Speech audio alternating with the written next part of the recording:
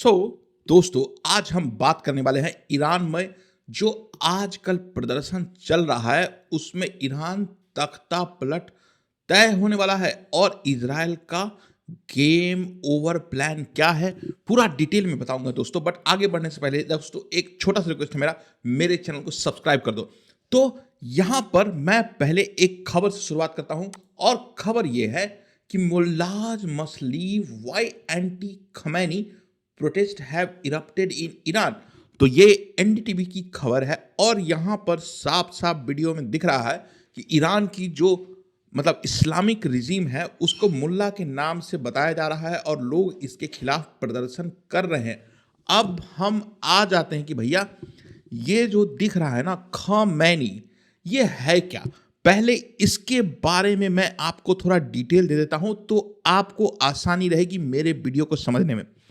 Iran एक मुल्क है, मुल्क नहीं, मैं बोलूंगा कि भाई एक इस्लामिस्ट रिजीम है। 1969 में 1979 में हुआ क्या था कि वहां पर एक समर्थित सरकार थी, शाह का शासन था वहां पर। शाह कौन था भाई? एक तानाशाह था जो अमेरिका के और वेस्टर्न इन्फ्लुएंस में था और उसका बस एक ही रोल था, किसी भी तरीके से जितना भी तेल वहां पर उगता है उसका निर्यात अमेरिका के लिए करना। और उस समय अमेरिका और ईरान के बहुत ज्यादा अच्छे ताल्लुकात थे, लेकिन वो क्या करता था कि ईरान में उसने बहुत सारे मिलिशिया और जो भी इसके खिलाफ बोलता था उसको वो बर्बाद कर देता था। वो एक तानाशाह था और लोग इस्लामिस्ट रूल तो था वहां पर, लेकिन तेहरान में वो वेस्टर्न इन्फ्लुएंस, वहां छोटे छोटे कपड़े पहनना, नाइट क्लब जाना, स्विमिंग पूल पे जाना, ये सब जो चीजें चल रही थी ना, जो अमेरिका के इन्फ्लुएंस में आकर के वहां के शाह कर रहे थे, तो वहां की जो कंजर्वेटिव सोसाइटी है जो कि रेडिकल इस्लाम को फॉलो करती थी, उसमें से एक आदमी जो वहां का समझ लो कि इमाम या फिर जो भी वहां का राजा उजा है, जो मदरसा में बैठते हैं, उसका नाम था खुमैनी, KHUMAIN, खुमैनी।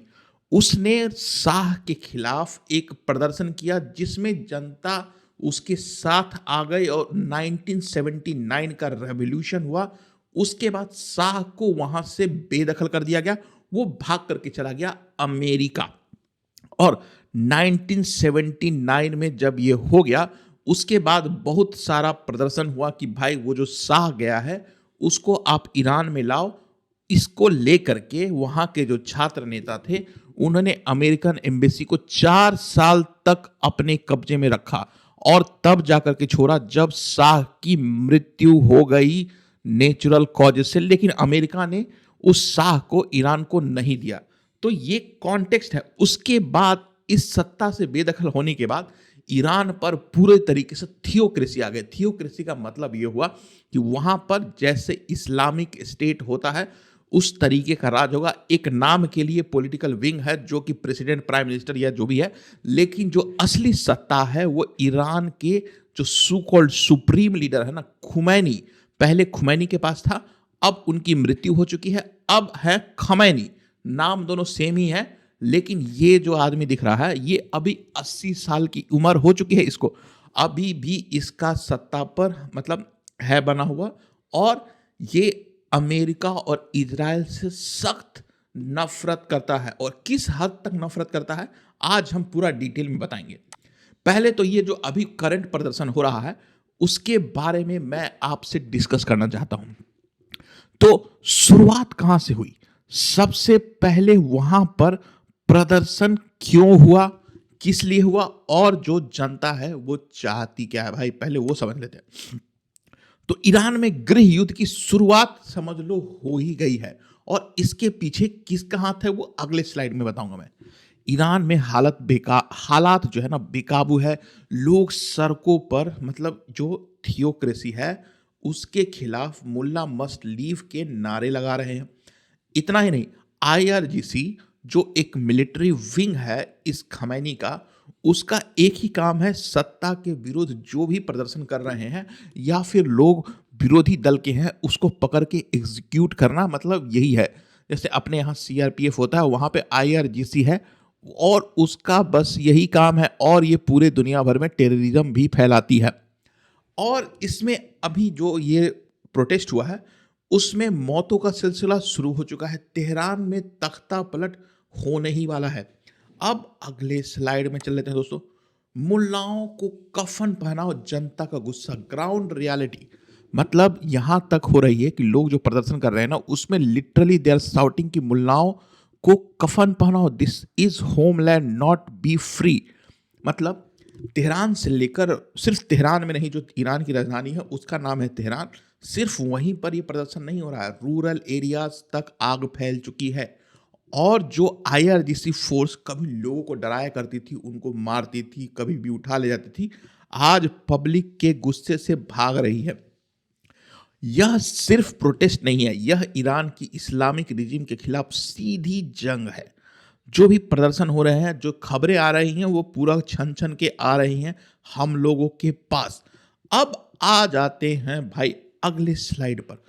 मतलब क्या रीजन हो सकता है? पहले रीजन की बात कर लेते हैं, that is the economic collapse.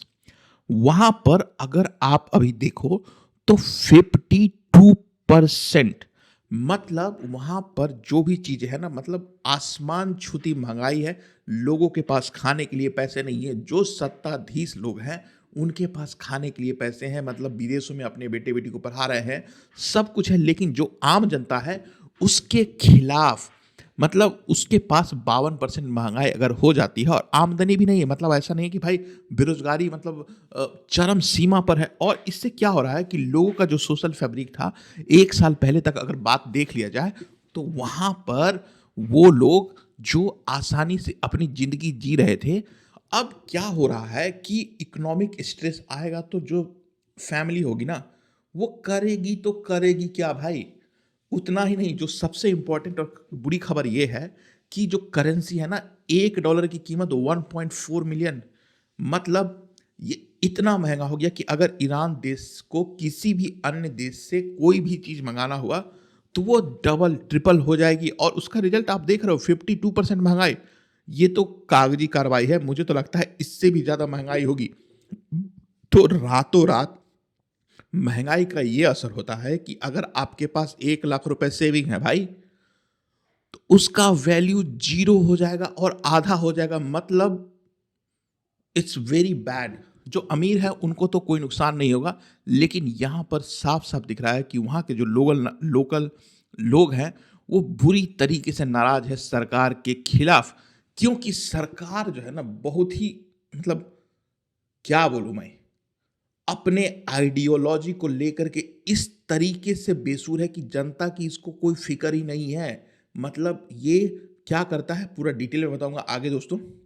और ये सब क्यों हो रहा है? ये सब हो रहा है अमेरिका और यूरोपीय यूनियन द्वारा लगाए गए प्रतिबंधों के कारण हो रहा है। लिटरली ये हुआ है कि अमेरिका ने इसके ऊपर इतने कड़े सैंक्शन लगा रखे हैं कि ये अब किसी को भी ना सामान बेच सकता है ना खरीद सकता है। लिटरली ये मतलब आश्रित है बाकी सारे लोगों पर। अब समझ लेते हैं कि भैया कॉन्स्पिरेसी क्या हो सकती है। कॉन्स्पिरेसी यही बताया जा रहा है कि ये ऑर्गेनिक है या स्क्रिप्टेड है। कुछ हद तक इस बात में सच्चाई भी है कि ये ऑर्गेनिक हो सकता है। समझ लो ना भाई कि अगर आप आम जनता हो, आपकी लाखों करोड़ों की सेविंग्स जो करके रखे हो, वो रातों रात गायब हो जाती है और आप एक दूध नहीं खरीद सकते हो, बिजली का बिल नहीं जमा कर सकते, जो आपका लाइफस्टाइल है वो तहस नहस हो गया है। और जो सो कॉल्ड सरकार है ना, अपने घमंड में इस तरीके से चूर है कि जनता की उसको कोई फिक्र ही नहीं है। अगर ऐसा स्थिति होता है तो बस एक चिंगारी को, बस एक और एक सिर्फ चिंगारी को जलाने के लिए दिल्ली ही काफी होती है। और वही यहां पर हो रहा है। जो परिस्थितियां वहां पर उत्पन्न हो गई हैं, उस स्थिति में मतलब ईरान पर आप ये समझ लो कि वहां पर कोलैप्स की स्थिति होने वाली है। और इजराइल अमेरिका ने बहुत ही अच्छे तरीके से इसको कोरियोग्राफ किया है। और आने वाले समय में जैसा सीरिया में हुआ था, वहां पर बशर अल असद की सरकार के खिलाफ अपराइजिंग हुआ था। और धीरे धीरे आज के डेट में देखो, वहां पर बशर अल असद भाग चुका है रसिया में, और वहां पर अमेरिका के समर्थन वाली सरकार अभी वहाँ पर राज कर रही है। और ईरानियन जो प्रेसिडेंट है, मतलब पपेट प्रेसिडेंट बोलो या फिर जो भी बोलो, उसके हाथ में तो पावर नहीं है, वो सारा का सारा पावर खमैनी के अंदर है। ईरानियन प्रेसिडेंट का बयान है, यूएस, इजराइल और यूरोप हमारे खिलाफ, हाँ भाई आपके खिलाफ वो जंग छेड़ेंगे, क्योंकि आप भी तो हमास, हिजबुल्ला, हुती रिबल्स सबका समर्थन करते हो। घर में खाने के लिए पैसा नहीं है, लेकिन आपको अपना इस्लामिक रेवोल्यूशन एक्सपोर्ट करना है, तो जैसा करोगे वैसा पाओगे। यह मिसाइलों की जंग नहीं है भाई, ये सिर्फ और सिर्फ जंग, मतलब विद्रोह आंदोलन इसी के दम पे लड़ी जाएगी। और हम सभी को पता है अमेरिका इस चीज को करने में बहुत माहिर है, बशर्ते कि ग्राउंड पे ऐसी स्थिति हो जानी चाहिए। 2025 और 26 में हमको लगता है कि ईरान में रिजीम चेंज का पूरा प्रयास किया जाएगा। अब मैप एनालिसिस कर लेते हैं, पहले एक एक करके समझ लेते हैं कि भाई स्टेप 1, हमास और लेबनान। आपको पता होगा इजराइल और हमास का लड़ाई चल रहा था, उसमें गाजा में जो हमास था उसको पहले न्यूट्रलाइज किया गया, चारों तरफ से उसको बर्बाद कर दिया गया। उसके बाद लेबनान, जो इजराइल के जो भी इनमी थे ना, एक एक करके इजराइल उनको खत्म किए जा रहा है। और डोनाल्ड ट्रंप की सरकार आने के बाद से तो इसको पर लग चुके हैं। हिजबुल्ला, हिजबुल्ला वही है जो लेबनान, जो ईरान इजराइल के बगल में है, वहां पर पेजर का ब्लास्ट किया गया था, उसके जो लीडर हैं उनकी भी हत्या कर दी गई थी। और स्टेप 2, सीरिया में जो पहले बशर अल असद की सरकार थोड़े हिस्से पे कब्जा करके बैठी हुई थी, वहां पर भाई रातों रात रिजीम चेंज हो गया और प्रेसिडेंट अहमद अल सहारा को अमेरिका का खास भी बताया जा रहा है। तीसरा, ये जो देख रहे हो ना ईरान के बगल में इराक, ये भी अब अमेरिका और इजराइल के, मतलब समझ लो कि अब ये लोग कुछ करेगा नहीं। जॉर्डन, वो भी शांत पड़ा हुआ है। अब चौथा चीज बन जाता है, इतना सारा हमला करने के बाद, एक तो कुछ दिन पहले ही एटम बम बना रहा था, उसको लेकर के इजराइल ने ईरान पर हमला कर दिया। और भाई वहां पर ईरान की सारा का सारा जो भी पोल था ना, लंबा लंबा, बात करें मैं ईंट से ईंट बजा दूंगा, सारी पोल खुल गई। उनके पास टेक्नोलॉजी के नाम पे कुछ भी नहीं है। इजराइल जब चाहे ईरान में घुस करके जिसको चाहे मार सकता है। और उसके आधा से ज़्यादा जो जनरल्स हैं ना वहाँ पे, वो ईरान के पेरोल पे हैं। तो ईरान आज से नहीं, मतलब समझ लो दशकों से अपने एसेट्स को नर्चर कर रहा है ईरान में। और अभी एकदम एग्जैक्ट समय आ चुका है कि उसको एक एक करके परत दर परत निकालेगा और ईरान को तहस नहस कर देगा। और सीरिया वाला फॉर्मूला अपनाया जाएगा। एक सिंपल बात है, वहां पर क्या किया जाएगा, एक रेबल लीडर को खोजा जाएगा और उसके हाथ में कमान दे दी जाएगी और पीछे से गोला बारूद, हो सकता है मिलिट्रिकली भी समर्थन किया जा सकता है, क्योंकि ये भी हो सकता है बशर अल असद को जैसे बाहर निकाला गया था, सेम फॉर्मूला ईरान में भी अपनाया जाएगा। यही एक फॉर्मूला है जो अमेरिका और इजराइल अपनाता है। और देखते हैं ये सक्सेसफुल होता है कि नहीं। टारगेट ईरान है, आज नहीं तो कल ये होना ही है। मैप में एनालिसिस कर लेते भाई भाई। बेस्ट में अगर देखा जाए तो ईरान के सीरिया आता है और इराक आता है। अब ईरान के बफर जोन नहीं रहे, मतलब पहले क्या था, ईरान है ना सीरिया और इराक को रखता था ताकि इजराइल इसमें ही उलझा हुआ रहे। बट अब इन सब का तो मतलब नाश हो चुका है, तो कुछ नहीं हो सकता। नॉर्थ में अगर देखा जाए तो नॉर्थ में इजराइल ने क्या किया है, अजरबैजान पे इतनी अच्छी पकड़ बना ली है कि भाई जब एक साल पहले ईरान पर, एक साल क्या मतलब 6 महीने पहले ईरान पर जब हमला किया गया था, तो अजरबैजान का एयर स्पेस यूज करके ईरान पर हमले किए गए थे। इराक का भी एयर स्पेस यूज किया गया था और सीरिया का भी।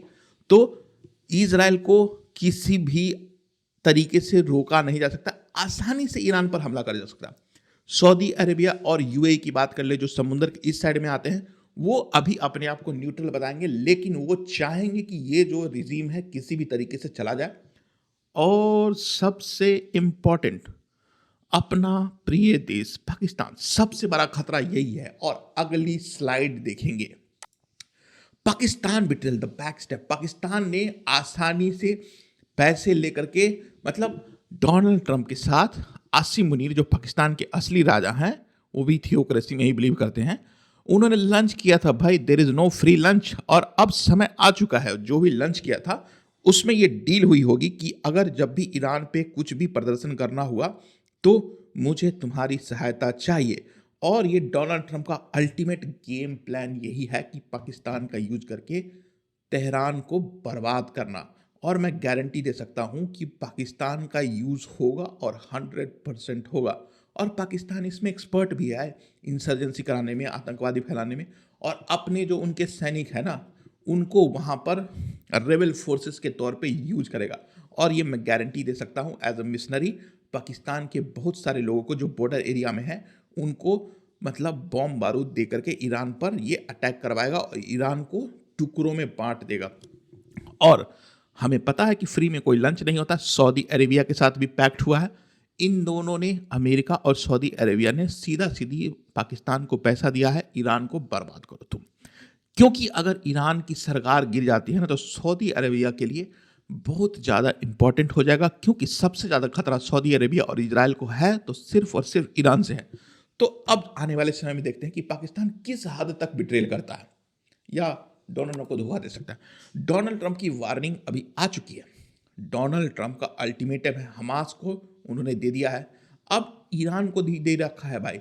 और ये जो ट्वीट आया है ना डोनाल्ड ट्रंप का, ट्रंप से US will intervene if Iran violent kills protester. मतलब अगर ईरान ने अपने जो भी प्रदर्शन कर रहा है उसको तहस नहस कर देगा अगर ईरान ने प्रोटेस्टर्स को प्रोटेस्ट नहीं करने दे। इसका मतलब साफ है कि आने वाले समय में अमेरिका अपनी पूरी ताकत झोंक देगा इसमें आग लगाने का, ताकि वो जल्दी से जल्दी रेजिम को ख़त्म कर सके। अब देखना होगा कि ये कहाँ तक संभव है।